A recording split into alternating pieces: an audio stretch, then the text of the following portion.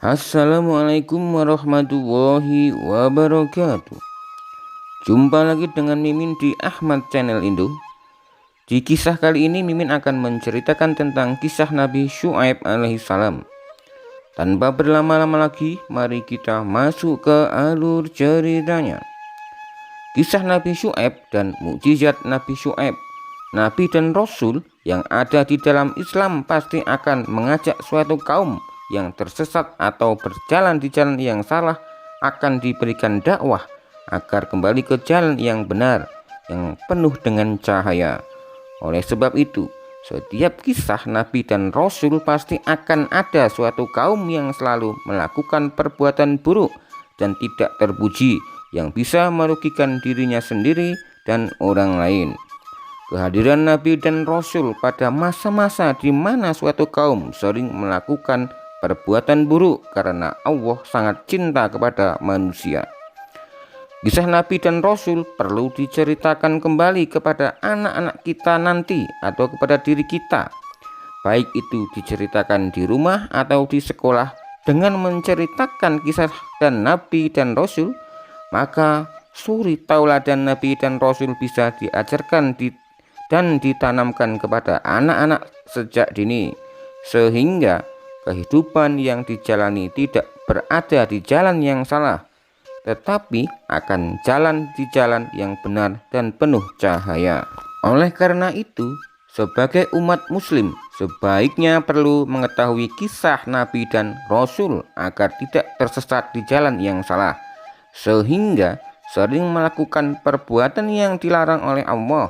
Salah satu dari sekian banyak kisah Nabi dan Rasul yang penuh dengan pelajaran hidup, kisah dari Nabi Syu'aib alaihissalam menjadi salah satu kisah yang perlu kita tahu, karena kisah ini akan mengajarkan kita bahwa menjadi manusia tidak boleh berbuat curang dan melakukan berbagai macam kerusakan dan kemaksiatan. Nabi Syu'aib alaihissalam diutus oleh Allah supaya kaum Madian kembali ke jalan yang benar, yaitu jalan Allah Subhanahu wa Ta'ala. Namun Nabi Syu'aib alaihissalam memiliki banyak sekali rintangan ketika ingin berdakwah dan menyampaikan bahwa yang dilakukan oleh kaum Madian adalah perbuatan buruk atau perbuatan tidak terpuji. Di bawah ini akan dijelaskan lebih lanjut tentang kisah Nabi Syu'aib alaihissalam dan kaum Madian, serta keteladanannya yang bisa dijadikan sebagai pelajaran hidup. Nabi Syu'aib alaihissalam merupakan salah satu dari 4 nabi yang berasal dari bangsa Arab. Beliau bersama dengan 3 nabi lainnya, yaitu Nabi Hud alaihissalam, Nabi Soleh alaihissalam, dan Nabi Muhammad sallallahu alaihi wasallam. Kemampuannya dalam berdakwah membuat Nabi Syu'aib alaihissalam diberi julukan oleh banyak orang pada masa itu adalah juru pidato. Nabi Ibrahim alaihissalam bisa dikatakan sebagai bapak dari para nabi. Begitu juga dengan Nabi Syu'aib alaihissalam yang merupakan cicit dan Nabi Ibrahim alaihissalam. Nabi Syu'aib alaihissalam diyakini berasal dari keturunan Syu'aib bin Makil bin Yashir bin Madian, dan ibunya adalah putri dari Nabi Lut alaihissalam. Nabi Lut adalah nabi yang diutus oleh Allah sebelum Nabi Syu'aib alaihissalam. Umat muslim percaya atau meyakini bahwa Allah mengutus Syu'aib untuk menjadi seorang nabi sebagai penduduk Madian.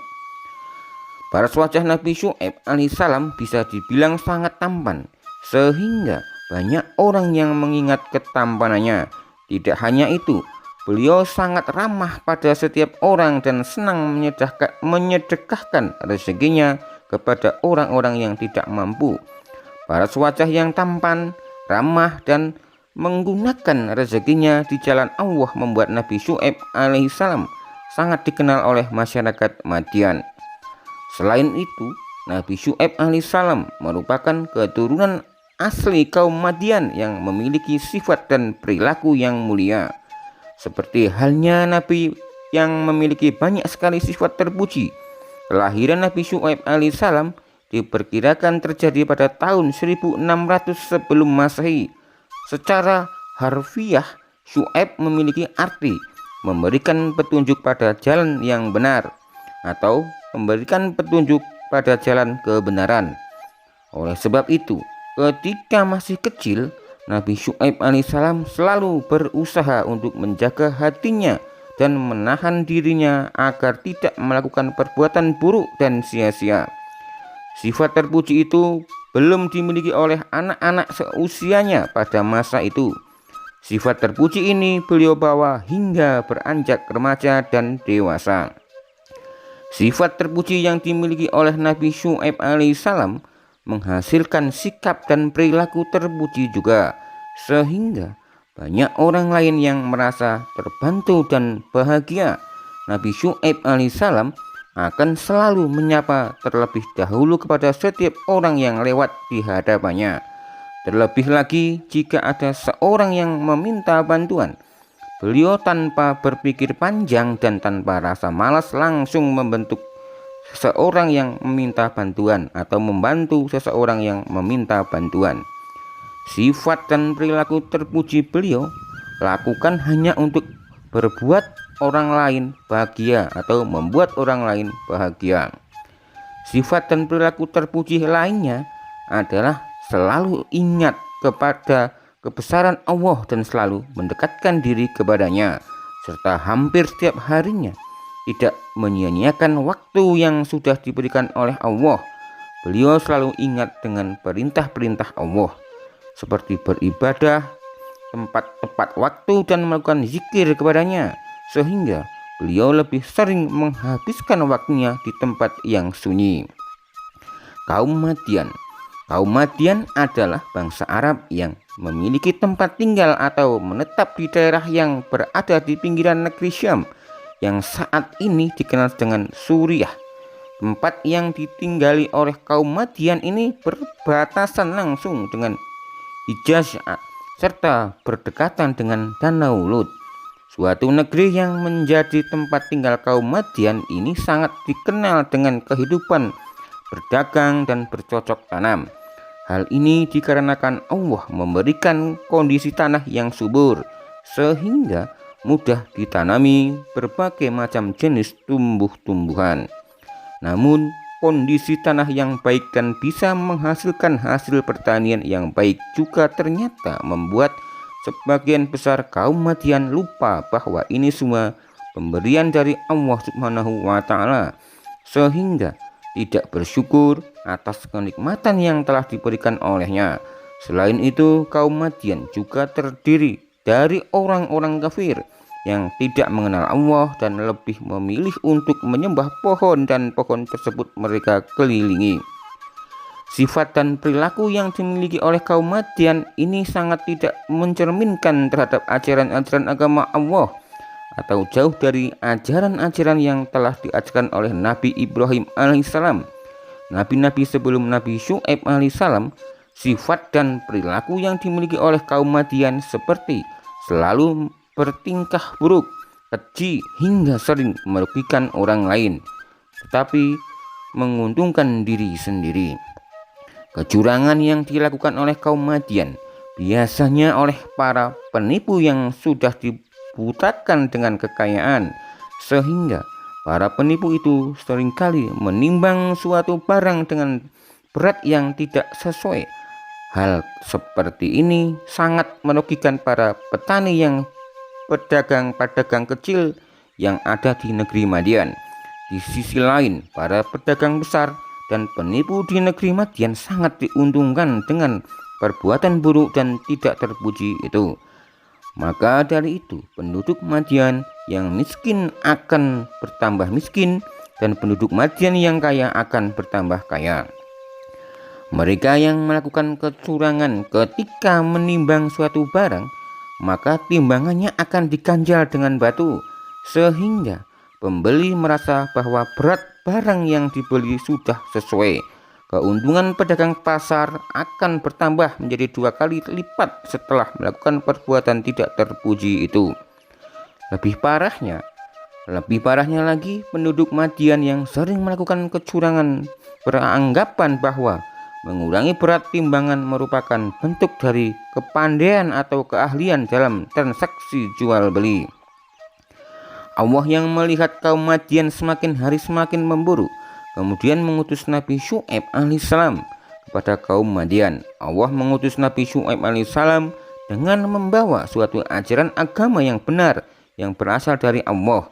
Selain itu, Nabi Syu'aib alaihissalam juga dipercaya untuk mengubah jalan kaum Madian yang tadinya berjalan di jalan yang buruk dan gelap agar kembali ke jalan yang baik dan benar. Syu'aib yang diutus oleh Allah kepada kaum Madian agar kembali ke jalan yang benar, yaitu jalan Allah. Ini terkandung di dalam Al-Quran surat Al-A'raf ayat 85. Dan kepada penduduk Madian kami utus Syu'aib, saudara mereka sendiri. Dia berkata, wahai kaumku, sembahlah Allah, tidak ada Tuhan sembahan bagimu selain Dia. Sesungguhnya telah datang kepadamu bukti nyata dari Tuhanmu.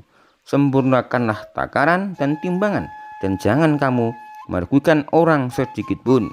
Janganlah kamu berbuat kerusakan di bumi setelah diciptakan dengan baik. Itulah yang lebih baik bagimu jika kamu orang yang beriman. Kisah Nabi Syu'aib berdakwah di hadapan kaum Madian. Syu'aib setelah diutus menjadi nabi oleh Allah melalui mengajak penduduk di negeri Madian. Syu'aib setelah diutus menjadi nabi oleh Allah mulai mengajak penduduk di negeri Madian untuk meninggalkan perbuatan-perbuatan buruk yang merugikan orang lain dan hanya menguntungkan diri sendiri. Selain itu, Nabi Syu'aib alaihissalam juga mengajak penduduk Madian tidak menyembah pohon dan mengajak mereka untuk menyembah Allah Subhanahu wa Ta'ala dan melakukan ibadah sholat kepada Allah serta percaya bahwa semua yang ada di muka bumi merupakan ciptaan Allah. Namun, penduduk Madian tetap berpegang teguh terhadap kepercayaannya dan tidak ingin meninggalkan sesuatu yang disembah sejak lama. Mereka pun menolak ajakan Nabi Syu'aib untuk kembali ke jalan yang benar atau ke jalan Allah. Bahkan setiap nasihat dan dakwah yang disampaikan Nabi Syu'aib kepada kaum Madian diejek dan dihina oleh kaum Madian.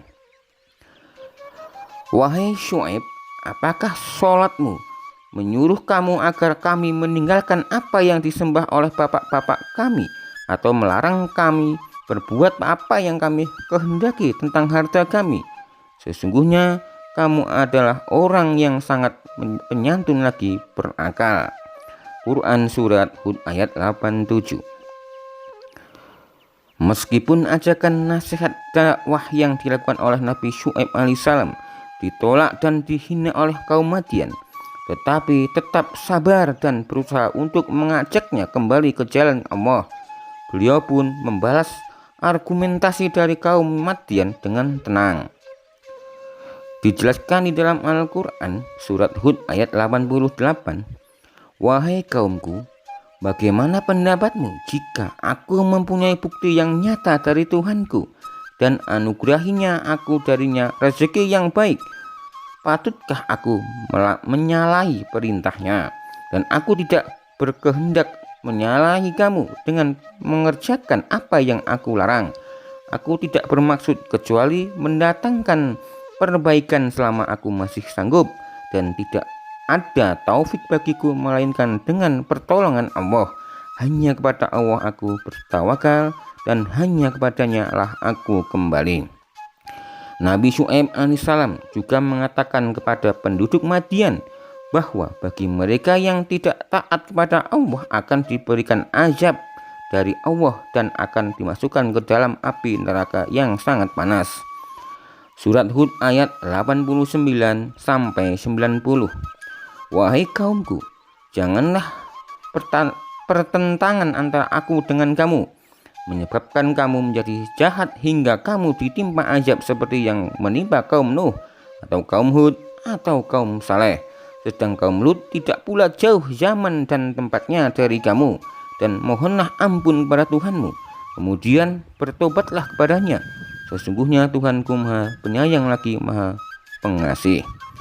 Kaum Madian yang tidak percaya terhadap ajaran yang dibawa oleh Nabi Syu'aib alaihissalam selalu menghina dan mencemooh Nabi Syu'aib alaihissalam.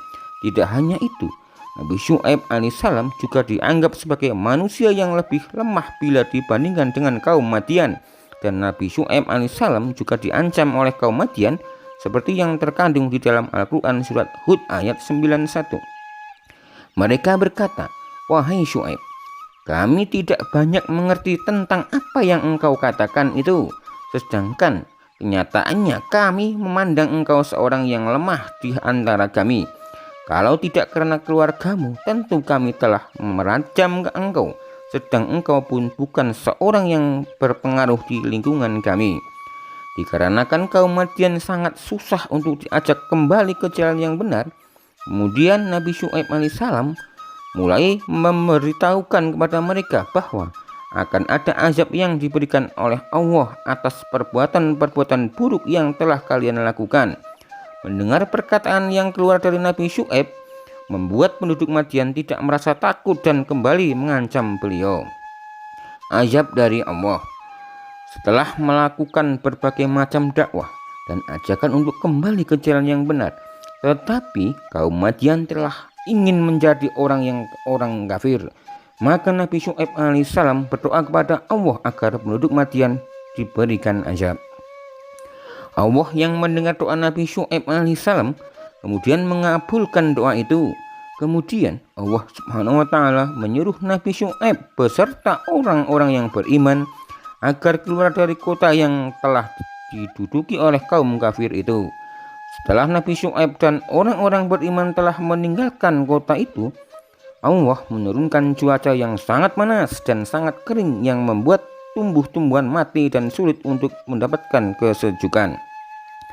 Kemudian Allah juga memberikan gempa bumi dan suara halilintar yang membuat kaum penduduk Madian yang kafir mati. Azab yang diberikan oleh Allah itu seperti datangnya hari kiamat. Semua bencana itu terjadi karena kaum Madian tidak ingin kembali ke jalan Allah. Surah Asy-Syura ayat 189.